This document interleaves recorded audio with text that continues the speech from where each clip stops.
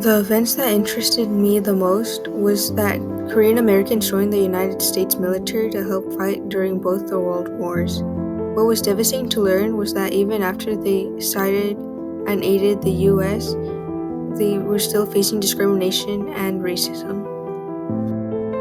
When they needed help and protection because of the LA riots, the media ignored them and the police abandoned Koreatown. They were left to protect themselves from the violence that was occurring during these riots. Even then, Korean Americans were chasing their dreams and didn't give up. Instead, they became more active in politics and their communities. They made sure that their voices were being heard and that they were being seen.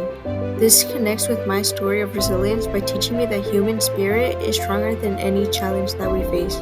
As long as there is a dream, there is a path to achievement. After reading the introduction, the event that interested me the most was the 1992 LA riots. In my U.S. history class I took over this summer, I learned about the Rodney King trial and how the acquittal of the 4 officers involved resulted in the 6-day-long riot. I also learned about the economic losses, damages from arson and looting, and casualties brought to Los Angeles. Still, I wasn't aware that Korean-owned businesses were the main targets of the infamous riots. By reading the introduction, I gained a deeper understanding of the challenges faced by the Korean American community. For example, it was shocking to learn that the Los Angeles Police Department abandoned Koreatown and left Korean Americans to protect and defend themselves. Several Korean-owned businesses were set on fire and looted, while Korean Americans were portrayed negatively in the media.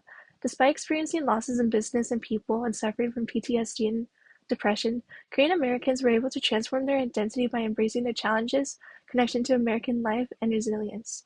Their experiences impacted my story of resilience because I was able to learn a lot from their struggles, and I can use their hardships as inspiration to amplify my voice and make a difference in my community. The part of the introduction that stood out to me the most was the resilience that Korean Americans showed during the 1992 LA riots. They were already dealing with racism, language barriers, and limited opportunities, and then the riots pushed the community to a breaking point. With no protection and a lot of financial issues and losses, most of the families just could have given up, but instead they decided to rebuild and organize and create, and they were able to find a stronger sense of who they were. That connects with me because my parents are also immigrants and they came from Sri Lanka and they started here with almost nothing. And hearing their stories about leaving behind everything that was familiar to them, having to work long hours and trying to build stability in a new country makes me appreciate how hard it is to hold on and keep moving forward. Watching how Korean Americans rebuild after the riots reminds me of the same strength I see in my own family. It makes me think about how resilience gets passed down and how I want to carry that mindset with me. Even when things in my own life feel stressful or overwhelming, I remember how much effort it took for my parents to create the life that I have now, and it motivates me to face challenges with the same determination.